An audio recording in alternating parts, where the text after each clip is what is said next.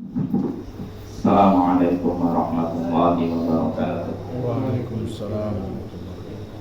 Alhamdulillah, alhamdulillahil aliyyil arfaqi wa jami'il asya'i wal mufarriqi lin ni'amil wasi'atil wazirah wal hikamil bahiratil katsirah. Tsumma salatu ma'as salamin daimi ala rasulil qurasyil khatami wa alihi wa sahbihi al-abrar al-haizi maqatidil fakhar, amma ba'd. Ayyuhal ikhwah, a'azzani wa a'azzakumullah.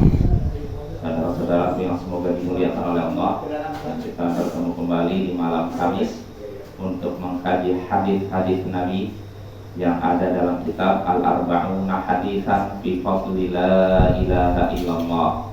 40 hadis tentang keutamaan La Ilaha Illallah, karya Syekh Muhammad Marzuq Ad-Da'jani hafizahullah ta'ala.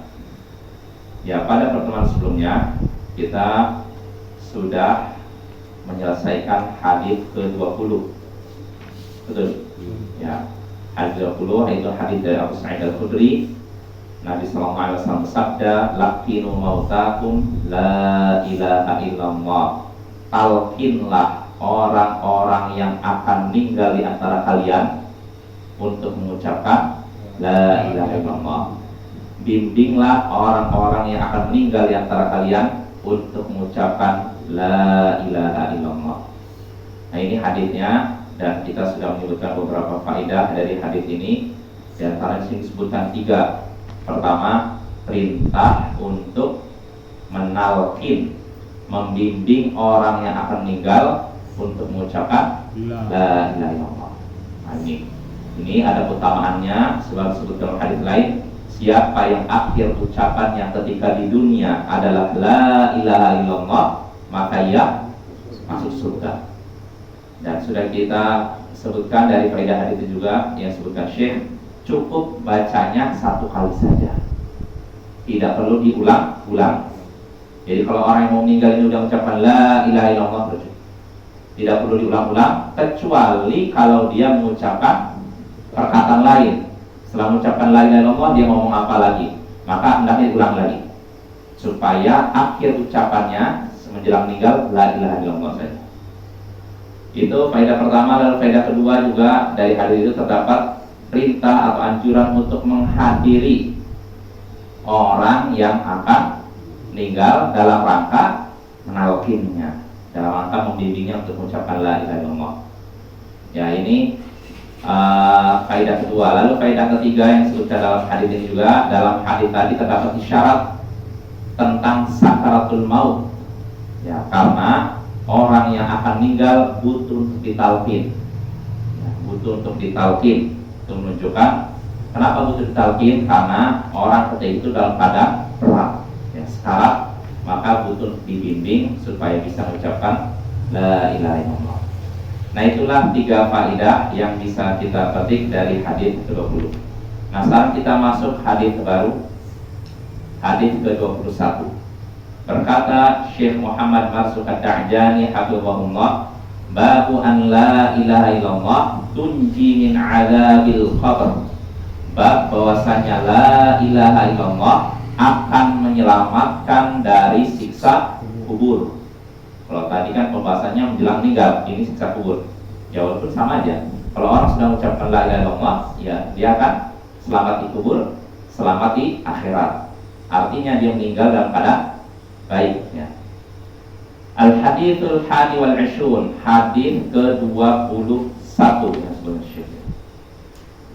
Ya, kata Syekh hafizahullah, Al-'anil Bara' bin Azib radhiyallahu anhu 'anin Nabiy sallallahu alaihi wasallam qala, "Idza u'idal mu'minu fi qabrihi utiya, thumma syahida an la ilaha illallah wa anna Muhammadan Rasulullah, fadzalika qauluhu yuthabbitu Allahu alladhina amanu bil qawli tsabit."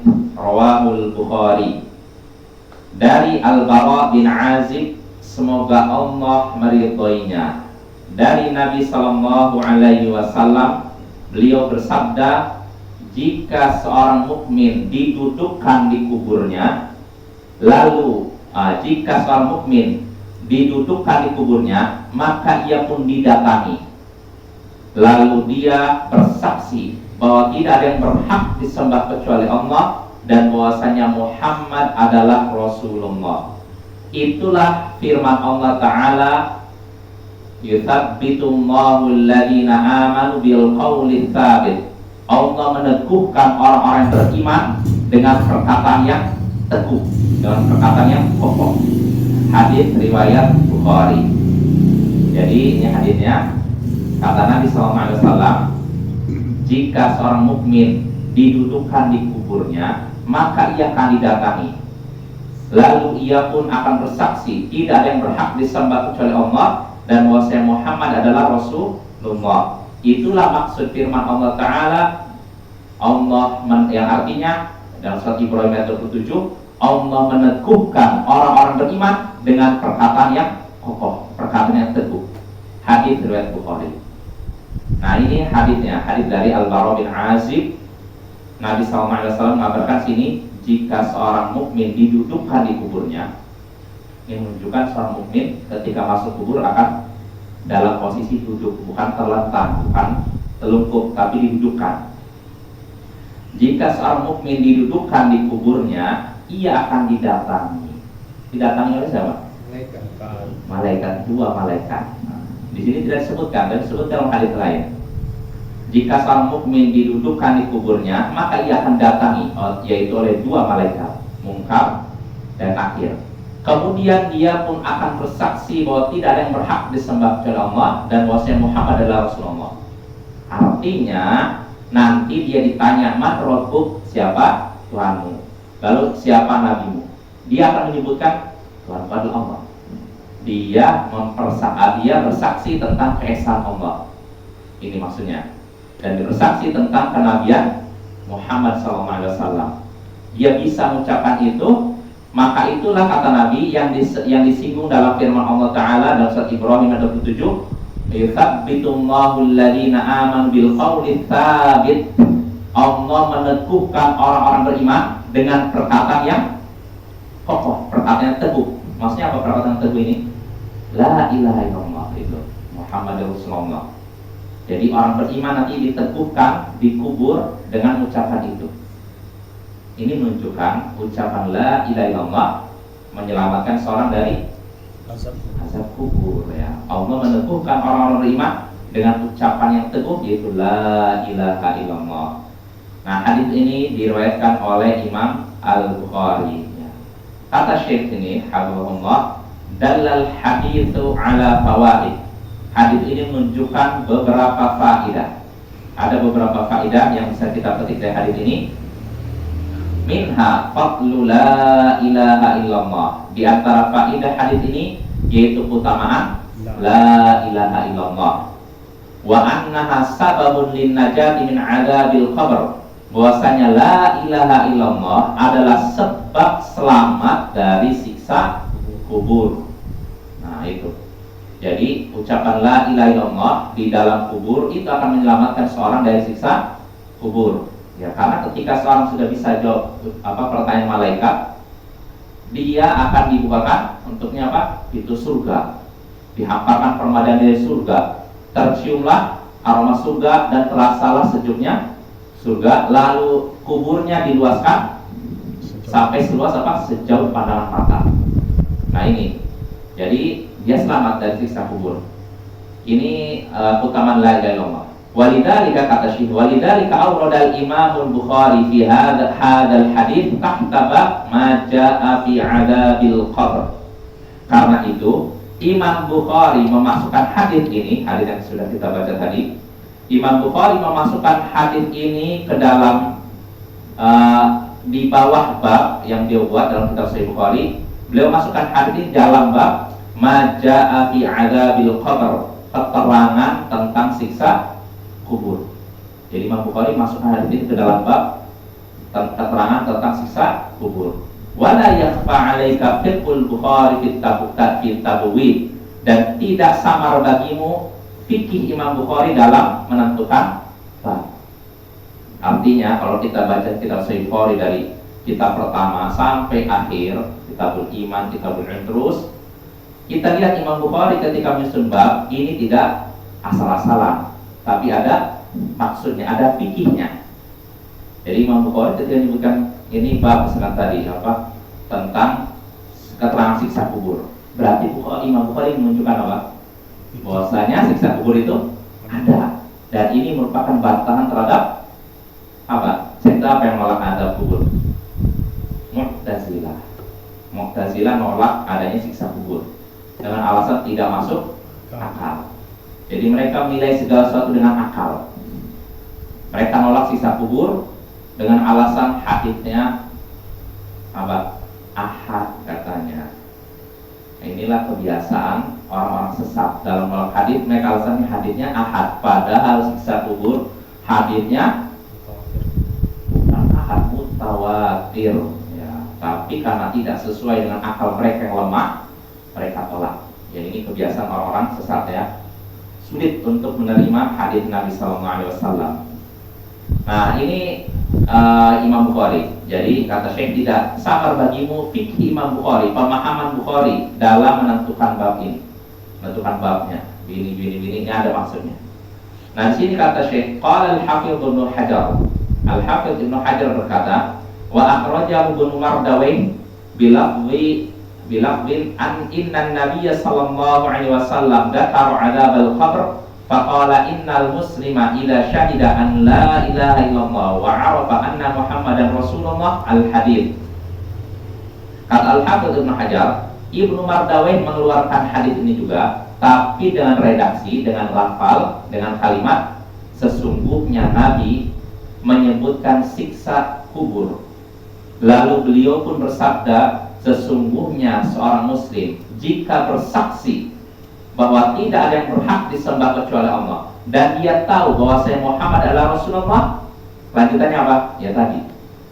Nah, itu kelanjutannya apa? Sama seperti hadis ini. Nah, ini menunjukkan keutamaan apa? La ilaha illallah. Ya.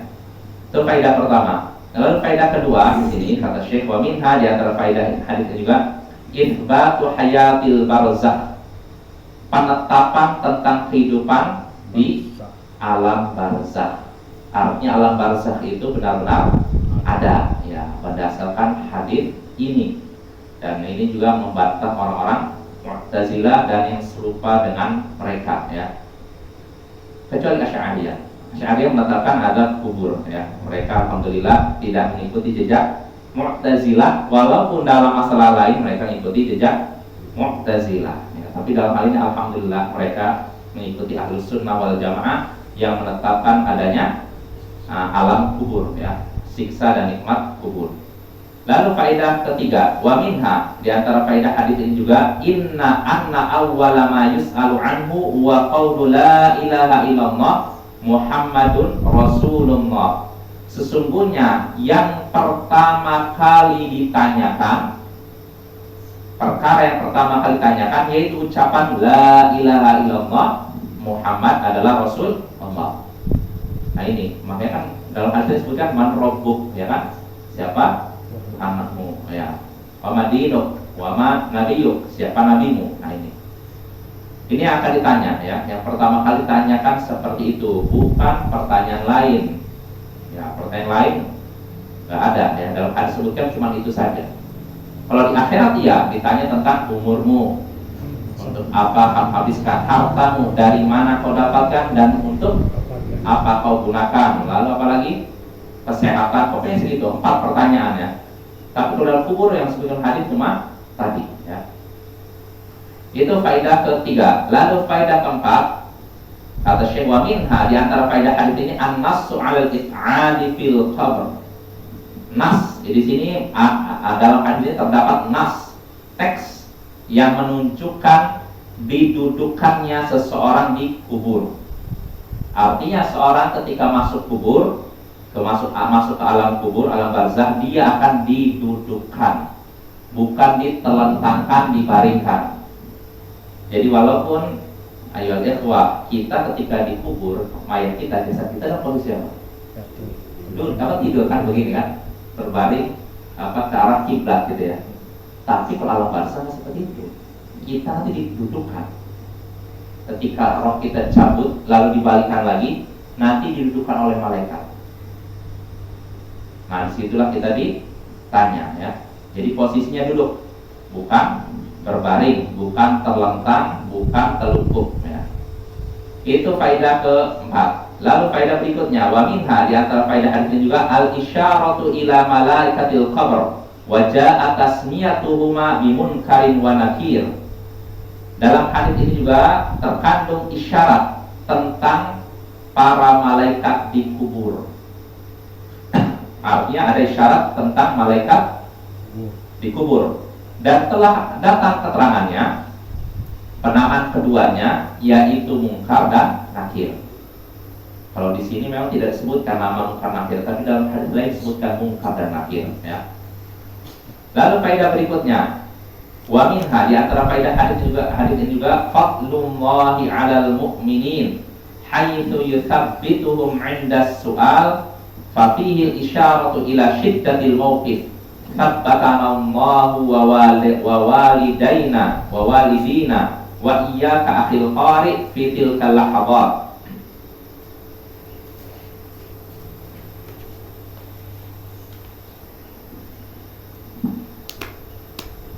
Di antara faedah hadis ini juga karunia Allah kepada orang-orang yang beriman. Karunia Allah kepada orang-orang beriman. Kenapa? Di mana Allah meneguhkan mereka tatkala ditanya oleh malaikat. Artinya sekali lagi kita bisa menjawab pertanyaan malaikat bukan semata-mata karena kesolehan kita, bukan semata-mata karena banyaknya kita ibadah, tapi karena Allah teguhkan kita sehingga kita bisa jawab pertanyaan dua malaikat. Sebagaimana kita juga masuk surga bukan semata-mata karena apa? Kehebatan amal kita atau kesungguhan kita dalam ibadah, tapi kita masuk surga karena apa? Karunia Allah, kasih sayang Allah kepada kita. Ya, itu ya. Jadi hendaknya kita selalu tawadhu, rendah hati, tidak ujub, bangga, kagum kepada amalan kita, apalagi sampai merendahkan orang lain ya. Seakan-akan kita ini udah amalnya setinggi gunung, padahal nggak ada apa-apanya. Bahkan bisa jadi hilang karena ujub yang kita punya. Jadi di sini kata Syekh, keutamaan Allah, keutamaan yang Allah berikan kepada orang-orang beriman, di mana dia Allah meneguhkan mereka tatkala ditanya oleh dua malaikat. Dan pada hadis ini juga terdapat isyarat tentang beratnya kondisi ketika itu. Jadi ketika ditanya itu kondisinya berat ya, bukan ringan ya. Karena ketika ditanya oleh malaikat, disebut dalam hadis, malaikat bertanya dalam suara menggelegar, "Man rabbuk?" Siapa Tuhanmu? Jadi pertanyaan bukan dengan suara pelan, tapi dengan suara membentak. Itu berlaku pada siapapun, mau orang mukmin maupun kafir, mau orang soleh maupun orang toleh, orang yang fasik, semuanya ditanya seperti itu. Cuma bedanya kalau orang yang soleh ditanya dengan dibentak, tapi dia bisa jawab. Tapi kalau orang kafir, fajir, munafik ditanya dengan dibentak, dia tidak bisa jawab. Nah, ujung-ujungnya dia disiksa. Lalu kata Syekh di sini, semoga Allah meneguhkan kita, meneguhkan kedua orang tua kita dan engkau wahai saudaraku pembaca dalam keadaan tadi. Semoga, artinya Syekh mendoakan kita, orang tua kita dan kita semua supaya diteguhkan di waktu-waktu tersebut. Di waktu apa? Di waktu ditanya di dalam kubur ya. Maka disebutkan hadis lain juga, Nabi SAW ketika sudah menguburkan seorang sahabatnya, beliau pun berkata kepada hadirin yang hadiri penguburan jenazah, "Istaghfiru li akhikum was'alu lahu tathbit fa innahu al-ana yus'al." Mohon ampunlah kepada Allah untuk saudara kalian ini. Mohon ampunlah kepada Allah untuk saudara kalian ini, dan mohonlah kepada Allah peneguhan untuk dirinya, karena sesungguhnya dia sekarang sedang ditanya. Ya ini ya. Jadi ini kondisi di alam kubur, ini kondisi yang genting, bukan kondisi yang dianggap remeh atau ringan ya. Nah itu bab tentang bahwasanya la ilaha illallah akan menyelamatkan dari siksa kubur. Hadis ke-21. Nah sekarang masuk hadis ke-22. Kata Syekh ini hafizahullah, babu annahu la ya'diluha syai'un fil mizan. Bab bahwasanya la ilaha illallah tidak tertandingi sedikit pun dalam penimbangan. Tidak ada satu pun yang bisa menandingi la ilaha illallah dalam timbangan. Timbangan apa? Mizan di akhirat nanti ya. Jadi nggak ada yang bisa menandingi la ilaha illallah sehebat apapun, seberat apapun. Al-hadits tsani wal 'ishrun, hadis ke-22. Kita baca hadisnya. Kata Syekh sini, an Abdillah bin Amr bin Al-'As radhiyallahu anhuma, qala sami'tu Rasulullah sallallahu alaihi wasallam yaqul, innallaha sayukhallisu rajulan min ummati ala ru'usil khalaiqi yaumal qiyamah fayanshuru alaihi tis'atan wa tis'ina sijillan kullu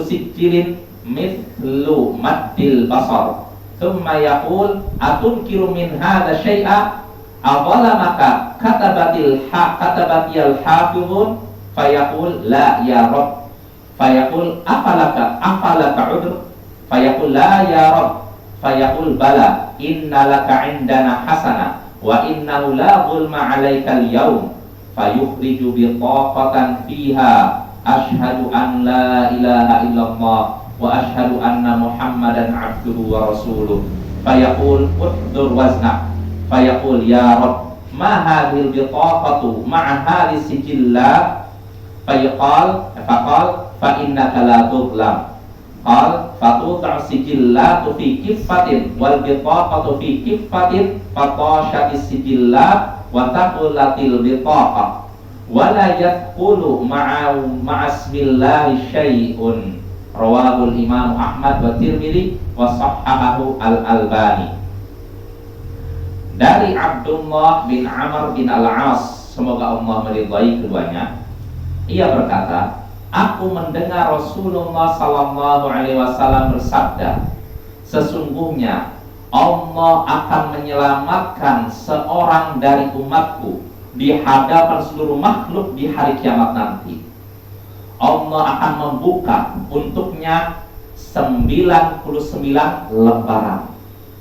Setiap lembaran seperti sejauh pandangan mata. Artinya lembaran catatan amal dia ya. Setiap lembaran itu panjangnya sejauh mata memandang. Lalu Allah pun berfirman, apakah engkau mengingkari sedikit pun dari ini? Apakah mengingkari sesuatu dari catatan ini? Maka katabatil hafidun, apakah para malaikatku yang mencatat menzalimimu, menganiayamu? Dia pun menjawab, tidak wahai Tuhanku. Maka Allah pun berfirman, apakah kamu punya uzur, punya alasan untuk minta maaf dan ampun? Dia menjawab, tidak wahai Tuhanku. Maka Allah pun berkata kepadanya, tentu engkau punya uzur. Sesungguhnya engkau memiliki kebaikan di sisi kami, di sisi Allah. Dan bahwasanya tidak ada kezaliman atas dirimu pada hari ini.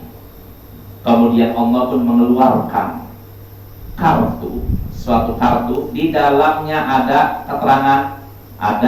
keterangan, aku bersaksi tidak ada yang berhak disembah kecuali Allah, dan aku bersaksi bahwa Muhammad adalah hamba Allah dan utusannya. Maka Allah pun berkata, hadirilah penimbanganmu, itu penimbangan amalmu. Maka dia pun berkata, wahai Tuhanku, apa kartu ini? Dan apa lembaran-lembaran ini yang begitu banyak? Allah berfirman, sesungguhnya engkau tidak akan dizalimi. Lalu Nabi berkata di sini, kemudian lembaran-lembaran amalan dia itu diletakkan di salah satu daun timbangan. Kan timbangan itu.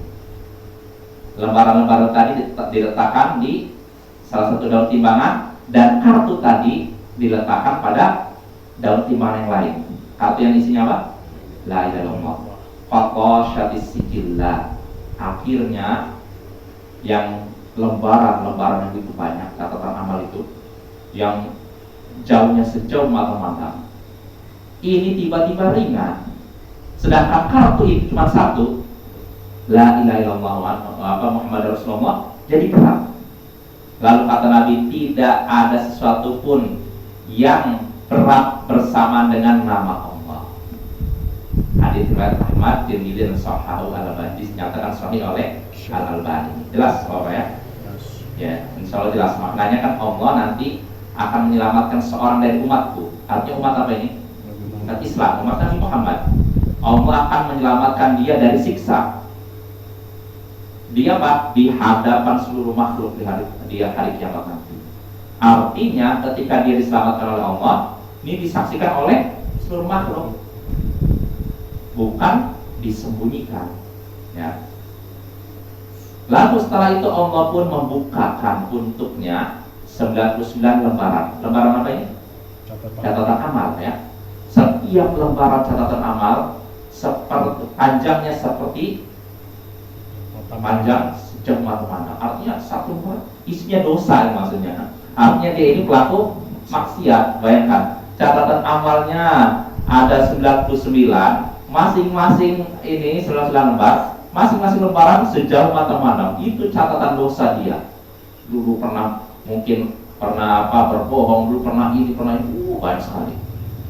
Lalu Allah berkata kepada dia, kamu ini mengingkari sesuatu yang ada di sini. Artinya gini, apakah ada sesuatu yang tidak pernah kamu lakukan lalu kamu lakukan sini? Artinya gini, apakah ada di sini catatan kamu melakukan ini padahal kamu sebenarnya tidak melakukan? Lihat Bapak ya. Maksudnya gini, ini benar nggak? Allah nanya bukan untuk minta tahu, tapi untuk supaya istilahnya dia sadar itu. Apakah ada di catatan ini yang tidak pernah kau lakukan, tapi ditulis itu?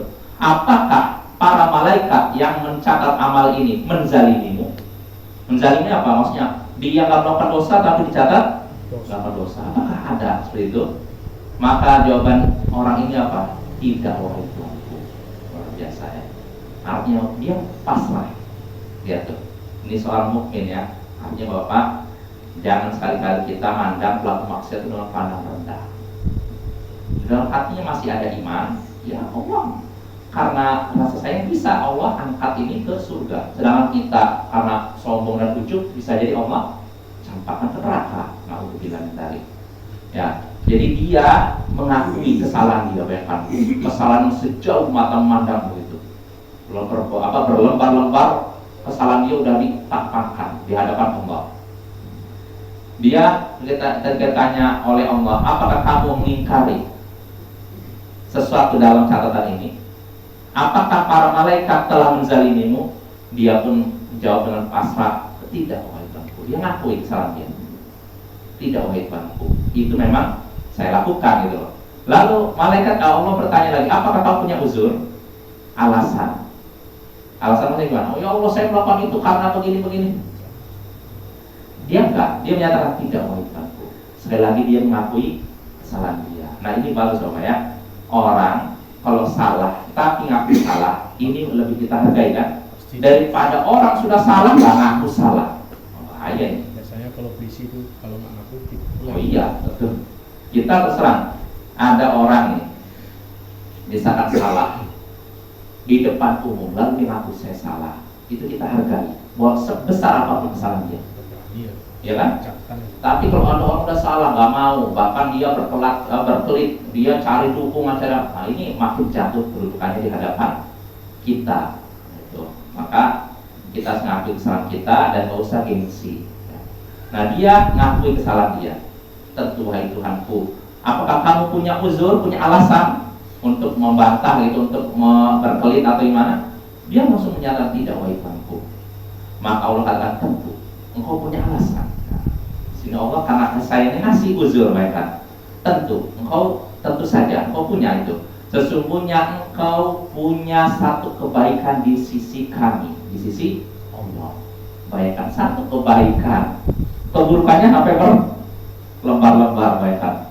Sejauh 99 lembaran, satu lembarnya sejauh mata memandang. Berarti 99 nggak kebayang itu. Tapi dia punya satu kebaikan dan Allah tidak ingin zalimi itu. Jadi kata Allah, engkau punya kebaikan di sisi kami, satu kebaikan, dan tidak ada kezaliman atasmu padanya. Artinya walaupun cuma satu, tetap Allah balas bayangkan. Maka Allah pun mengeluarkan bitaqah, kertas gitu ya. Di dalam ada keterangan ini kartu apa? Catatan amalia. Artinya ini di sini ada satu amalan dia yang Allah simpan ya, yang dicatat oleh para malaikat. Apa isi kartu tersebut? Asyhadu alla ilaha illallah. Aku bersaksi bahwa tidak ada yang berhak disembah kecuali Allah, wa asyhadu anna Muhammadan abduhu wa rasuluh, dan aku bersaksi bahwa Muhammad adalah hamba Allah dan utusannya. Cuma satu kebaikan, bayangkan. Cuma ini saja syahadat ini kan. Sedangkan keburukannya banyak, kebaikan cuma satu ini. Maka Allah pun setelah itu berkata kepada orang tersebut, hadirilah penimbangan amal. Maka orang ini berkata, wahai Tuanku, apa kartu ini? Dan juga apa ini lembaran-lembaran begitu banyak ini? Artinya orang ini apa? Merasa apa? Pesimis. Atau ada yang lain? Pesimis atau apa? Kalau saya baca syaratnya, takjub. Heran. Merasa heran. Kok apa ini? Di sini ada syahadat ini. Apa ya? Dia kaget, takjub, heran, merasa heran.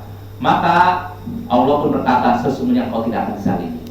Tetap ini Allah, ini kan Allah hitung bayangkan. Padahal cuma satu kebaikan ya. Sebagian orang nggak remeh kalimat tauhid, padahal ini lihat nih hasilnya. Akhirnya kata Allah, engkau tidak akan dizalimi. Lalu kata Nabi, diletakkanlah lembaran-lembaran yang 99 itu. Satu lembarannya sejauh mata memandang panjangnya. Ini maksiat, isinya kesalahan dia. Diletakkan satu daun timbangan. Lalu kartu tadi diletakkan pada timbangan lain. Kartu tadi apa? Amal apa tadi? Artinya la ilaha illallah Muhammadur Rasulullah, kesaksian dia, syahadat dia itu. Maka setelah ditimbang, yang lembaran tadi jadi ringan. Sedangkan yang kartu tadi jadi berat. Jadi yang lebih berat apa? La ilaha illallah Muhammadur Rasulullah. Sedangkan dosa-dosanya jadi ringan. Maka Nabi menutup hadisnya dengan wala yadkhulu ma'asmillahi syai'un. Tidak ada satupun yang berat bersamaan dengan nama Allah. Ya artinya tidak ada yang bisa menandingi la ilaha illallah. Seberat apapun dosa, kalau sudah la ilaha illallah tidak akan bisa mengalahkan la ilaha illallah. Nah ini hadis yang agung ya. Masya Allah. Nah ini hadis berat Imam Ahmad dan dinyatakan sahih oleh Al-Albani. Ya, dan kata Syekh ini kita masuk faedah hadis. Dalal haditsu ala fawaid. Hadis ini menunjukkan beberapa faedah. Minha, di antara faedah hadis ini, anna mizanal a'mali law kiffatani hissiyatani musyahadatan. Di antara faedah hadis ini bahwasanya timbangan amal memiliki dua daun timbangan. Yang hissi, yang bisa yang ada fisiknya, musyahadatan bisa dilihat. Artinya memang ada fisiknya, bukan sesuatu yang abstrak atau majas. Nah inilah yang Ahlus Sunnah wal Jamaah. Kenapa perlu disebutkan ini? Karena selain Ahlus Sunnah wal Jamaah, di antara Mu'tazilah menolak ini.